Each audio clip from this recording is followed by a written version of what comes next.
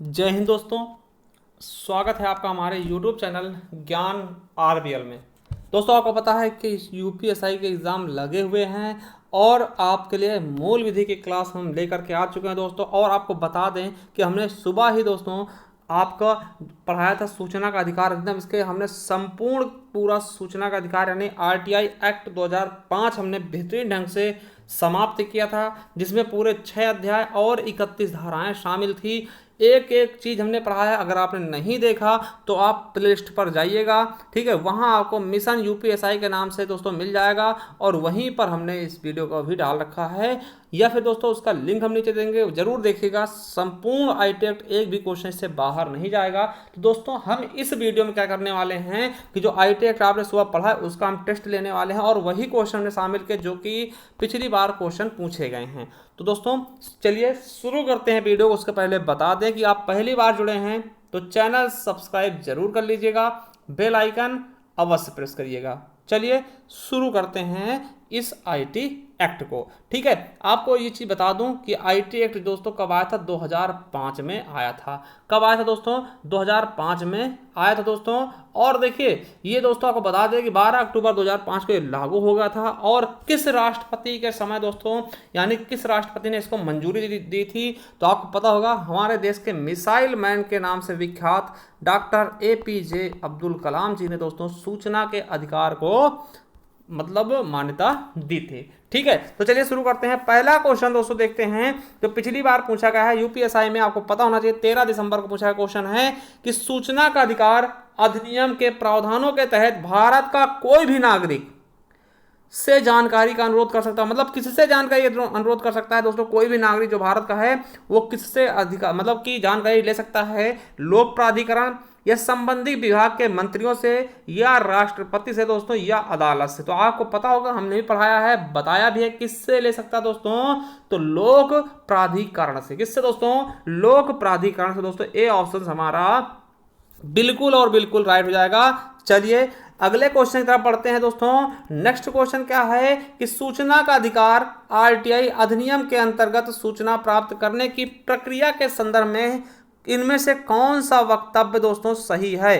कौन सा वक्तव्य सही है दोस्तों, ये बताना है कि आप अगर आरटीआई एक्ट डालते हैं दोस्तों, ठीक, आरटीआई अगर डालते हैं दोस्तों तो क्या क्या मतलब उसके साथ उसके समरूप दोस्तों वक्तव्य सही हैं। तो कौन कौन सा वक्तव्य सही है? सूचना प्राप्त, ए क्या है कि सूचना प्राप्त करने के लिए आवेदन का कोई निर्धारित प्रारूप नहीं है, आवेदन सादे कागज पर भी किया जा सकता है। दोस्तों हमने बिल्कुल अच्छे से बताया था कि दोस्तों इसका आरटीआई कोई मतलब प्रारूप नहीं है कि आप इसी में करिए, एक फॉर्म लाइए, ऐसा कुछ भी नहीं दोस्तों। आप सादे पेपर पर भी आवेदन कर सकते। तो बिल्कुल सही है दोस्तों, ये हमने बताया भी है पढ़ाते समय। दूसरा दोस्तों कि सूचना पाने के पीछे क्या कारण है, सूचना प्रार्थी को यह भी बतलाने की आवश्यकता नहीं। दोस्तों बिल्कुल सही है भैया, आप सूचना क्यों ले रहे हैं, कोई वजह क्या है इसकी सूचना मांगने के जरिए पीछे दोस्तों, वो आप बताइए या ना बताइए, उसमें कोई भी बाउंडेशन नहीं है दोस्तों। तो यानी कि दोनों के दोनों जो आपके वक्तव्य है दोस्तों सही हैं। तो हमारा कौन सा ऑप्शन? बी ऑप्शन हमें लग रहा है। ए और बी दोनों के दोनों क्या हो जाएंगे? सही हो जाएंगे। क्या दोस्तों? सही हो जाएंगे। एक चीज हम दोबारा फिर से बता दें दोस्तों कि जो आरटीआई दोस्तों ये आप सादे कागज पे भी मांग सकते हैं। और दूसरी चीज क्या है कि आपको ये नहीं बताना होगा दोस्तों कि हम क्यों मांग रहे हैं। भैया आरटीआई हमें जवाब चाहिए, हमारा अधिकार है, हम ले रहे हैं। हम ये नहीं बताएंगे कि हमें क्यों चाहिए, किस लिए चाहिए, ये हम नहीं बताएंगे। ठीक है, चलिए अगला क्वेश्चन क्या है आपका? नेक्स्ट क्वेश्चन की तरफ चलते हैं दोस्तों। अगला है कि निम्नलिखित में से कौन सा सूचना का अधिकार आरटीआई अधिनियम के अंतर्गत सूचना प्राप्त नहीं कर सकता? तो कौन सा दोस्तों है जो सूचना के अधिकार के तहत दोस्तों सूचना प्राप्त नहीं कर सकता? पहला है कि भारत में निगमित कंपनी या फिर गैर भारतीय संगठन या फिर दोस्तों विदेशी। तो दोस्तों दोबारा आप क्वेश्चन पढ़िएगा कि निम्नलिखित में से कौन सूचना का अधिकार अधिनियम के अंतर्गत सूचना प्राप्त नहीं कर सकता? कौन दोस्तों नहीं कर सकता, इसके बारे में आपको बताना है दोस्तों। तो कौन नहीं प्राप्त कर सकता दोस्तों? आपको पता है कि ये केवल और केवल भारत के नागरिकों के लिए दोस्तों। ठीक है, आपको बता दें कि दोस्तों भारत में निगमित कंपनियां दोस्तों ये भी नहीं प्राप्त कर सकती हैं, गैर सरकारी संगठन ये भी नहीं, और विदेशी दोस्तों ये तो पा ही नहीं सकते सूचना का अधिकार। यानी अगर हम देखते दोस्तों तो हमारा बी ऑप्शंस क्या दोस्तों? बी ऑप्शन बिल्कुल और बिल्कुल राइट से हो जाएगा दोस्तों। ए बी सी कोई भी सबके सब क्या हैं? गलत हैं। और 14 तारीख का पूछा गया ये क्वेश्चन है। क्या? 14 तारीख का पूछा गया क्वेश्चन है। चलिए अगले क्वेश्चन की तरफ अगर हम पढ़ना चाहें दोस्तों तो देखते हैं क्या है कि सूचना का अधिकार अधिनियम के तहत एक प्राधिकृत निकाय के रूप में किसकी स्थापना की गई है जिसका उसका काम उन लोगों की शिकायतों के आधार पर कार्यवाही करना जो किसी लोक सूचना अधिकारी के पास अपनी सूचना प्रार्थना जमा नहीं कर पाते दोस्तों। तो देखिए ये दोस्तों आपका क्वेश्चन है 15 दिसंबर को पूछा गया दोस्तों। तो यहाँ पे क्या भरा जाएगा? कौन सा दोस्तों मतलब किसकी स्थापना की जाएगी दोस्तों, ये आपको बताना है। ठीक है, तो किसकी की जाएगी दोस्तों? केंद्रीय सूचना आयोग की। किसकी दोस्तों? केंद्रीय सूचना आयोग की स्थापना की जाएगी, वो हमने बताया भी है दोस्तों। ठीक है दोस्तों, ये चीज आपको बताना। अब देखिए एक क्वेश्चन आपसे पूछ के जा रहे हैं दोस्तों कि बताइएगा कि वर्तमान में दोस्तों केंद्रीय सूचना आयुक्त कौन है? क्या दोस्तों? वर्तमान में केंद्रीय सूचना आयुक्त कौन है दोस्तों? और अगर हम प्रथम की बात करते हैं दोस्तों कि भारत के प्रथम सूचना आयुक्त कौन है दोस्तों, प्रमुख सूचना आयुक्त कौन थे? तो वजाहत हबीबुल्लाह थे। ठीक है, तो याद रखिएगा आपको बताना वर्तमान में कौन है केंद्रीय सूचना आयोग के अध्यक्ष। ठीक है, चलिए अगला देखते हैं। नेक्स्ट क्या है कि सूचना का अधिकार आरटीआई अधिनियम के तहत किसी लोक सूचना अधिकारी से सूचना न मिलने पर कितने दिनों के भीतर एक सूचना प्रार्थी प्रथम अपीलीय प्राधिकरण के पास अपनी अपील दर्ज करा सकता है दोस्तों? 14 दिसंबर का क्वेश्चन है। तो कितने दिन के भीतर ये आपको बताना दोस्तों, आपको पता होना चाहिए 30 दिनों के भीतर। क्या दोस्तों? 30 दिनों के भीतर दोस्तों अगर सूचना नहीं मिलता है तो आप प्रथम अपीलीय प्राधिकारी के पास अपनी अपील दर्ज करा सकते हैं दोस्तों। क्या दर्ज करा सकते हैं? ये चीज आपको पता होना चाहिए दोस्तों। ठीक है, तो दोस्तों बिल्कुल सही ऑप्शन हो जाएगा हमारा ए नंबर। कितने दिन?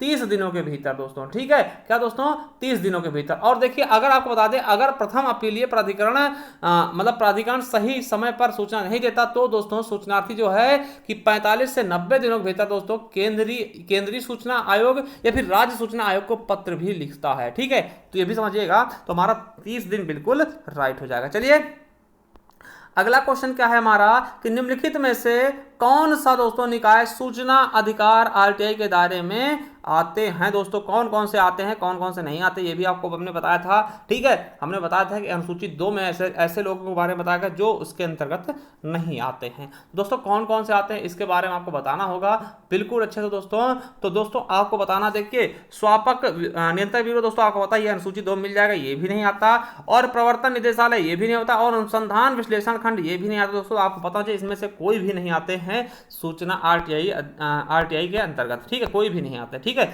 चलिए और दोस्तों ये 15 दिसंबर का ही पूछा गया क्वेश्चन। चलिए अगले क्वेश्चन की तरफ अगर हम पढ़ना चाहें दोस्तों, अगला क्वेश्चन क्या है कि निम्नलिखित में से कौन सी सूचना उपयुक्त लोक सूचना अधिकारी से सूचना अधिकार अधिनियम के तहत मांगी जा सकती है दोस्तों? तो कौन सी सूचना मांगी जा सकती है दोस्तों? इसको थोड़ा छोटा करते हैं, देखिए आपको पूरा दिख भी रहा होगा। और ये 12 तारीख को पूछा क्वेश्चन है। पहला है किसी भी परीक्षा संचालक निकाय, समझिएगा किसी भी परीक्षा संचालक निकाय, जैसे उदाहरण के रूप में जैसे आपसे कहा गया है ना GAIT है ना गेट, जिसको गेट बोलते हैं, या फिर IIM दोस्तों बोल दिया, या फिर UPSC बोल दिया इत्यादि से उत्तर पत्र की प्रतिलिपियां दोस्तों। ठीक है, उत्तर पत्र की प्रतिलिपियां ठीक है किसके तहत मांगी जा सकती है दोस्तों? तो क्या इनसे मांगी जा सकती है दोस्तों? आपको बिल्कुल सही है, पता है कि इनसे मांगी जा सकती है दोस्तों, क्योंकि ये दोस्तों सरकार द्वारा ही स्थापित होते हैं। ठीक है, अगला है passport, driving licence, ration card, Aadhaar card की आवेदन की स्थिति दोस्तों, ये भी बिल्कुल सही दोस्तों, इससे भी मांगी जा सकती है। यानी कि हमारा क्या होगा,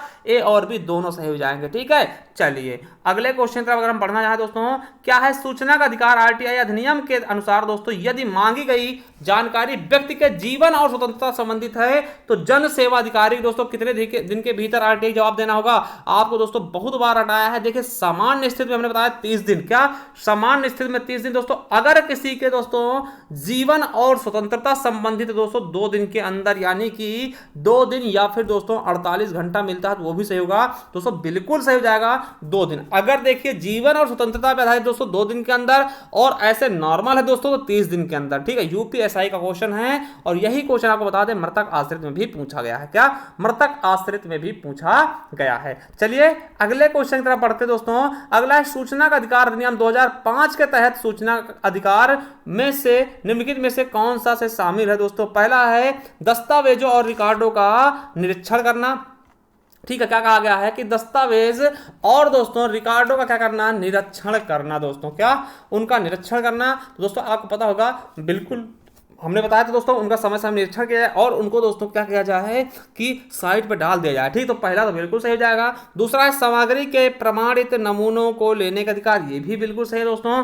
तीसरा है print out, disk, video cassette आदि के रूप में जानकारी प्राप्त करने का अधिकार, ये भी सही है दोस्तों, ये भी बिल्कुल सही है। यानी कि हमारा डी ऑप्शन हो जाएगा, पी क्यू आर सभी के सभी सही है दोस्तों। और आपको बता दें 14 तारीख का पूछा गया क्वेश्चन है। चलिए आगे दोस्तों देखते हैं कि नेक्स्ट क्वेश्चन हमारा क्या है। सूचना का अधिकार आरटीआई अधिनियम 2005 के तहत दोस्तों लोक प्राधिकारियों के दायित्व को में वर्णित किया गया दोस्तों। किसमें दायित्व उनका वर्णित है दोस्तों, ये भी हमने भी पढ़ाया है दोस्तों, जब हमने पूरा संपूर्ण तरीके से पढ़ाया तो उसमें ये भी बताया। तो किसमें कहा गया है दोस्तों, तो आपको पता होगा धारा 4A में। क्या दोस्तों, धारा 4A में बताया गया है। किसमें, धारा 4A में दोस्तों। आपको पता है धारा 3 में हमने बताया था दोस्तों सूचना का अधिकार बताया गया।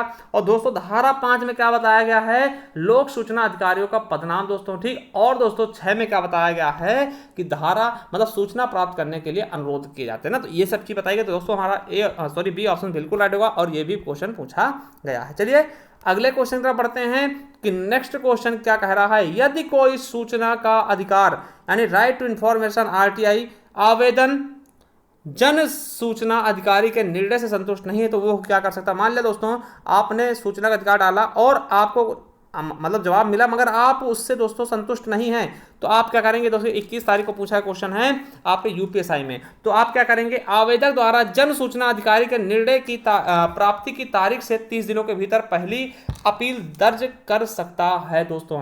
देखिए इसके बारे में तो अभी हमने बताया भी है, तुरंत बताया था कि दोस्तों वो क्या कर सकता है दोस्तों कि प्रथम अपील ही कर सकता है दोस्तों 30 दिन के भीतर। क्या 30 दिन के भीतर दोस्तों, और फिर 45 से 90 दिन के भीतर दोस्तों चिट्ठी भी लिख सकता है ना। तो ये तो बिल्कुल सही है। क्या ये तो बिल्कुल सही है दोस्तों। अगर आप संतुष्ट नहीं तो 30 दिन के भीतर दोस्तों अपील कर सकते हैं, पहली अपील ही कर सकते हैं। दूसरा 60 दिनों के भीतर केंद्रीय जन सूचना अधिकारी को शिकायत दर्ज कर सकता है दोस्तों। ये गलत है, ये गलत है दोस्तों। आपको बताया था 45 से 90 दिन है ना। तो दोस्तों ये 60 दिनों के भीतर नहीं, 90 दिनों के भीतर। ठीक, 90 दिनों के भीतर दोस्तों ना। तो 90, तो ये गलत हो जाएगा। दूसरा गलत है दोस्तों, हमारा ए ऑप्शन से बिल्कुल राइट हो जाएगा। चलिए अगले क्वेश्चन की तरफ बढ़ते हैं दोस्तों। क्या कह रहा है हमारा अगला क्वेश्चन क्या है। ठीक है, अगला क्वेश्चन क्या है कि अगर लोक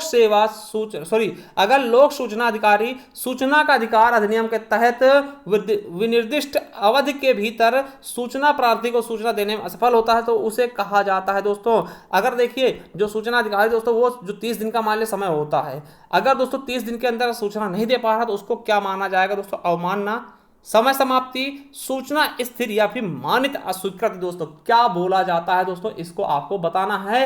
तो दोस्तों इसको क्या कहा जाएगा दोस्तों, मानित अस्वीकृति, मतलब उसने स्वीकृति नहीं की है दोस्तों।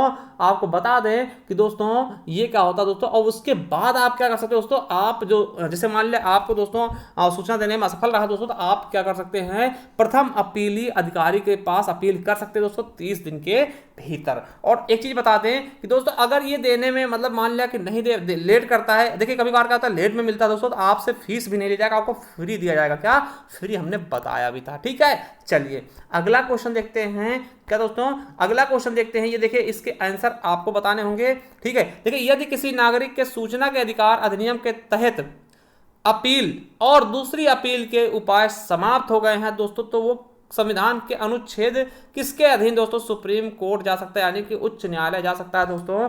तो आपको एक चीज मैं बता दूं, ठीक है, मैं आपको बता दूं दोस्तों कि दोस्तों 32 अनुच्छेद 32 होता है, आपने पढ़ा होगा, संवैधानिक उपचारों का अधिकार दोस्तों। उसके तहत राष्ट्रपति के पास उस सुप्रीम कोर्ट के पास दोस्तों रिट जारी करने का अधिकार होता है दोस्तों। तो आप वहां जा सकते हैं, ठीक है, सुप्रीम कोर्ट जा सकते हैं। अगर दोस्तों आपके प्रथम अपीली और दूसरी अपीली भी समाप्त हो जाते हैं तो आप दोस्तों जाइए कहाँ, सुप्रीम कोर्ट डायरेक्ट जाइए और वहां पे दोस्तों आर्टिकल 32 का प्रयोग करिए। क्योंकि दोस्तों ये आपको पता है कि आर्टिकल 32 क्या करता है, वो हमारे मौलिक अधिकारों के हनन से संबंधित है। और आपको पता है कि दोस्तों ये भी हमारा मूल अधिकार है। क्या आरटीआई भी मूल अधिकार है, किसके तहत हमने बताया था दोस्तों, 19(1) के तहत दोस्तों, 19(1)A के तहत ये हमारा मौलिक अधिकार दोस्तों। और मौलिक अधिकार के हनन पर हम दोस्तों कहां जा सकते हैं, उच्चतम न्यायालय डायरेक्ट जा सकते हैं। ठीक है, किसके तहत दोस्तों, आपको पता है इसके तहत दोस्तों संवैधानिक उपचारों का अधिकार दोस्तों आर्टिकल 32 में, जिसके तहत दोस्तों सुप्रीम कोर्ट 5 रिट जारी करता है। ठीक है, और इसे ही दोस्तों ये आर्टिकल 32 को ही आपको पता होना चाहिए। ये क्वेश्चन का आंसर आप देंगे कि आर्टिकल 32 को दोस्तों भीमराव अंबेडकर जी ने क्या बोला है, क्या कहा है आर्टिकल 32 को दोस्तों भीमराव अंबेडकर ने क्या बोला है, हमें कमेंट बॉक्स में कमेंट करिएगा। और दोस्तों अगर आप कहते हैं कि इसके जो भी मतलब और भी क्वेश्चन है दोस्तों कुछ, उसको हम दूसरे पार्ट में लेकर के आ सकते हैं अगर आप लोग कहते हैं तो। चलिए थैंक यू, मिलते हैं नेक्स्ट वीडियो, तब तक के लिए जय हिंद, जय भारत, वंदे मातरम।